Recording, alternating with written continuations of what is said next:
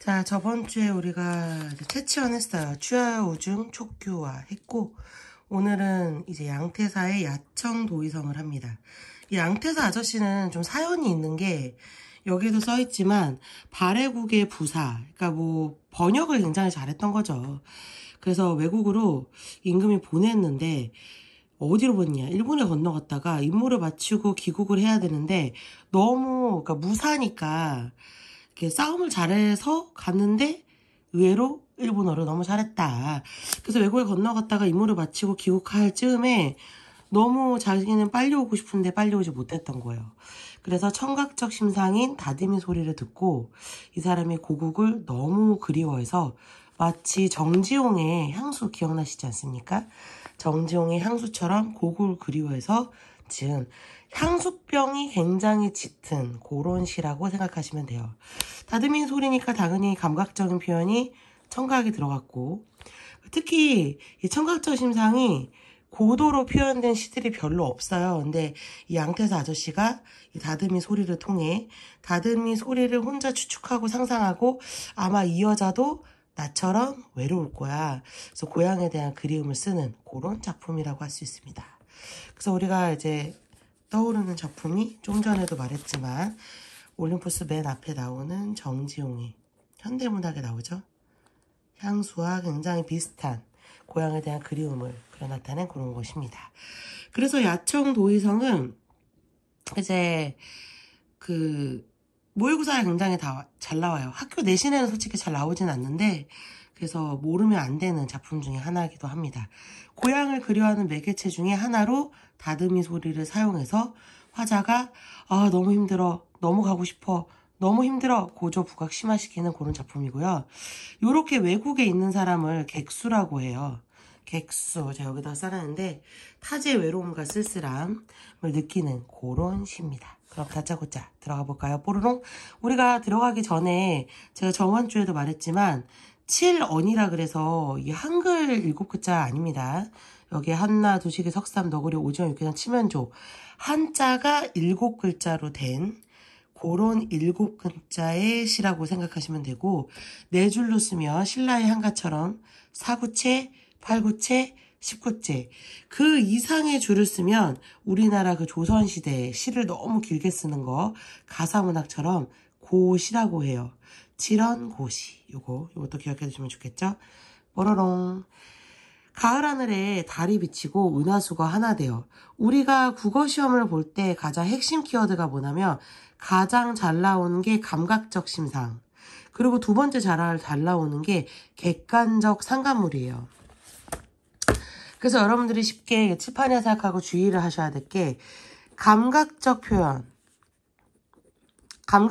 여기 글씨처럼 왜 안 보니? 감각적 표현일 때가 답일 경우에는 보통 2가지 이상이 나와줘야 되는데 이 시에서는 주로 레파토리가 메인이 청각이고 그리고 시각도 굉장히 잘 나옵니다. 그래서 우리가 이조년이라는 아저씨 있거든요. 조선시대의 시 중에. 그 아저씨가 이화가 월백하고 은하수가 있는데 나는 삼경에 나와서 너무 쓸쓸하다. 모든 고등학교 1학년 내신에 정말 잘 나오거든요. 그래서 그런 느낌이라 생각하시면 돼요. 평시조 쓰신 오빠. 그 다음에 또 나눠야 될 게 객관적 상관물이라는 거예요. 객관적 상관물도 꼭 이해를 잘 하셔야 될 게 객관적인 자연의 소재를 누구랑 상관하냐? 화자랑 상관하는 거. 우리나라가 고대 가요에 구시가 해가 다음에 공무도하가 그 다음에 황조가 우리 배우지 않았습니까? 요 2개로 넘어가는 시즌에 1대1로 화자가 느끼는 자연에 대한 감정. 보통은 투영이 있고요. 그 안에 감정이입이냐 감정환기냐 나눠지죠. 내가 이 달을 보고 느끼는 감정이 달을 보니까 누군가가 떠올라 하는 환기. 그 다음에 내가 나의 모습이 너와 똑같아. 감정이입. 이걸 다 아우르는 걸 감정의 투영이라 생각하시면 됩니다. 자, 이 양태사 아저씨도 가을에 밖에 나가서 달과 은하수를 바라보는데 문제는 달과 은하수를 바라보니까 감정이 환기가 되고 있어요. 고향이 너무 그리운 거죠.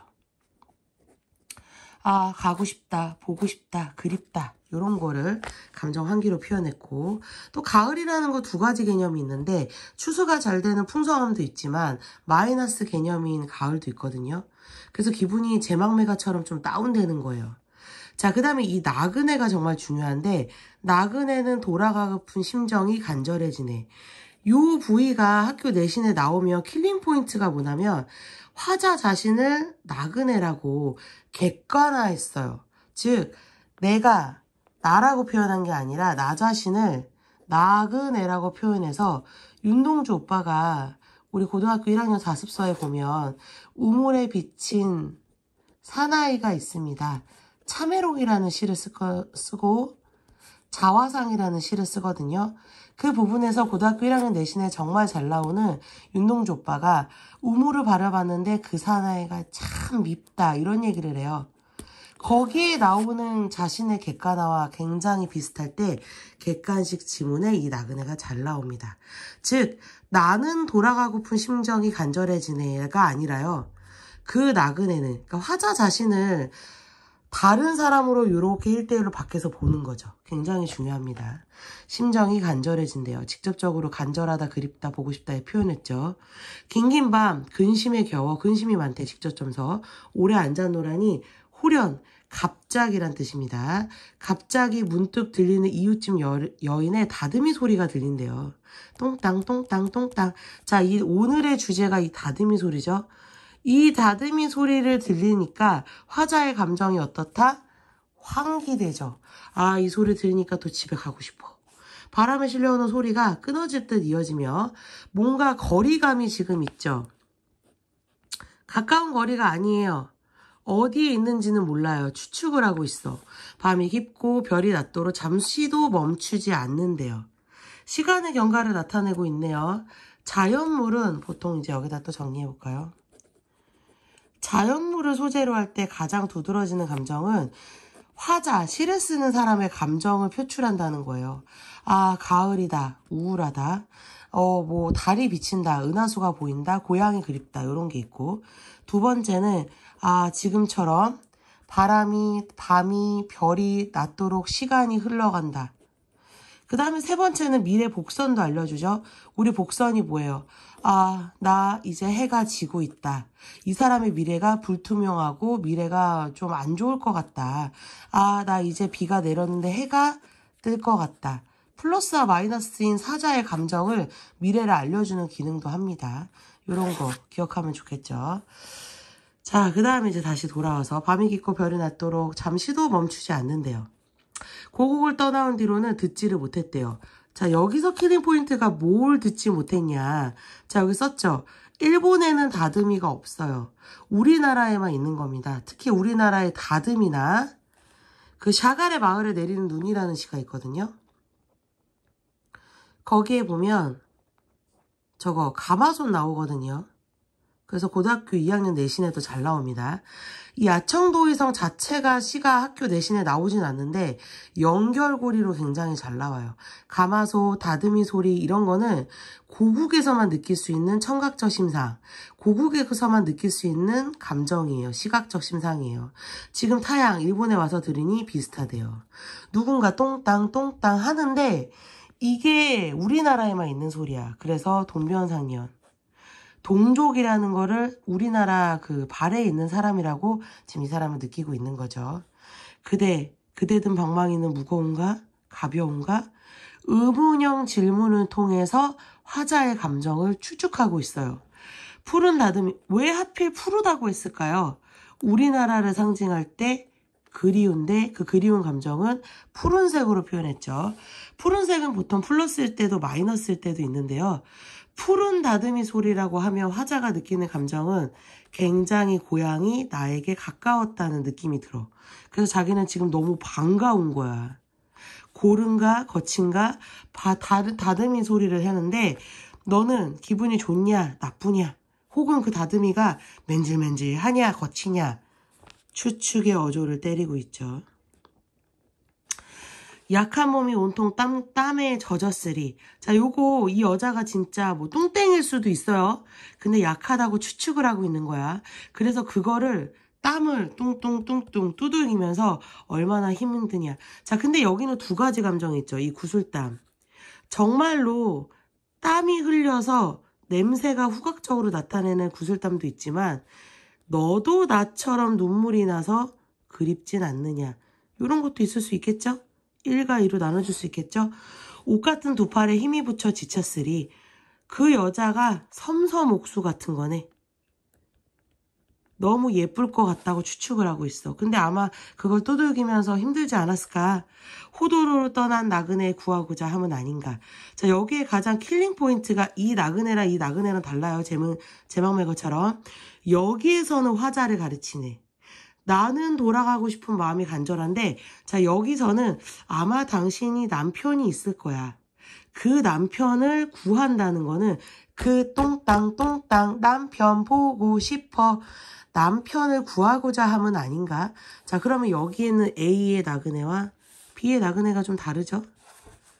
혹은 여인은 아마 규방이라고 표현했어요. 홀로 있는 여자가 아닐까? 사자성어 또 이런 거 나올 수 있죠? 독수공방, 무인공방. 아마 혼자 있는 여잔데 시름을 잃고 싶어서 그걸 때리는 거 아닌가? 그래서 외로움을 추측하고 있고요. 그대 모습 그려보나 물어볼 도리 없고, 왜냐 어디 있는지 모르잖아요 지금. 부질없는 먼 원망만 끝없이 깊어가네. 이거는 나의 감정이 아니라 그 여자의 감정을 추측하는 거죠. 먼 이곳단 낯선 고장에서 그대 생각을 하노니 긴 탄식만 하는구나. 왜 탄식하냐? 너도 슬프지? 나도 고향에 가고 싶어 슬퍼. 동면상련이죠.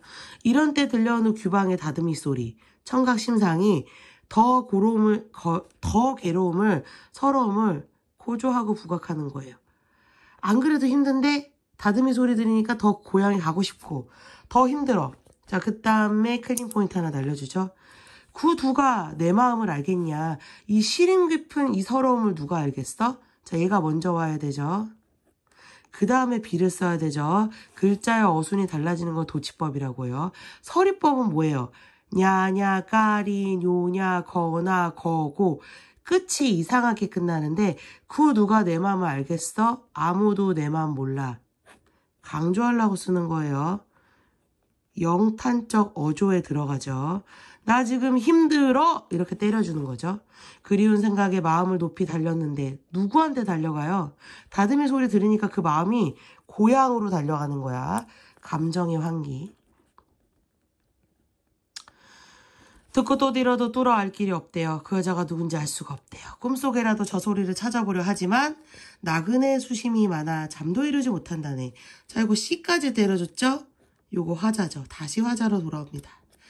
내가 나그네인데 내가 그 소리를 들어도 내가 잠을 이루지 못해. 전전반측. 잠이 들 수 없어. 정철의 삼위송민곡에 나오죠? 잠이 들 수 없는 그런 감정. 이쪽으로 누워도 수심이 너무 많아. 저쪽으로 누워도 수심이 너무 많아. 그래서 잠이 안 온다네. 자, 이런 시입니다. 내용은 다 있고요. 양태사는 8세기경 발해국의 3대 문왕 때 장군이에요. 장군이니까 당연히 시를 쓰는 사람은 아니었을 거야. 그런데 일본의 사신으로 외교사신이 갔는데 외국어도 다 잘하고 시도 잘 쓰고 그래서 외교관 같은 역할을 했다고 해요. 그래서 일본을 떠날 때 안녕 하면서 나 고향이 너무 그리워서 가야 돼 하고 쓴 시고요. 굉장히 직설적으로 썼죠.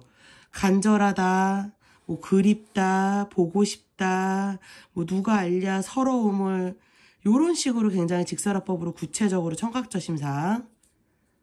시각적도 나와요. 왜냐하면 은하수 바라보고 달 바라보고 그 다음에 자기가 구슬땀 추측하면서 뭐 이렇게 하니까 시각도 나오는 겁니다. 자, 한자시 마지막으로 특징을 볼게요. 객관식에 자주 나오니까. 글자 수를 지켜줘야 돼요. 신라의 4구체, 8구체, 10구체처럼 규칙성이 있는 정형시를 주로 쓰고요. 그래서 절구, 율시, 배울, 고시로 아주 딱딱합니다. 한자로 된 시는. 기승전결이 있어요. 내가 자연을 바라보니 선경, 경치를 바라보니 내 감정이 잠이 안 와. 그래서 기승전결, 성경후정을 굉장히 발달시킵니다. 두보의 시가 그런 예를 들 수 있죠. 글자 수가 제약이 되어 있어요. 우리 한글로 보시면 안 돼요. 한자가 칼각으로 7글자로 씁니다. 물론 여기 예외 글자들도 있지만 대부분 칼각으로 글자 수를 맞춰주죠. 그 다음에 언어 도치, 글자의 앞순이 바뀔 수 있다. 그래서 여기도 보면 지금 요렇게 같은 글자를 쓰는 거 있죠. 같은 한자를 쓰는 걸 지금 수능 완성에 나오고 있는 앞운법이라고도 합니다. 리로링 끝입니다. 그래서 한자의 특징은 대부분 기승전결, 이야기 스토리 라인이 4단 구성이 되어 있고 경치를 보고 쓰는 시가 많구나 이렇게 생각하시면 좋아요.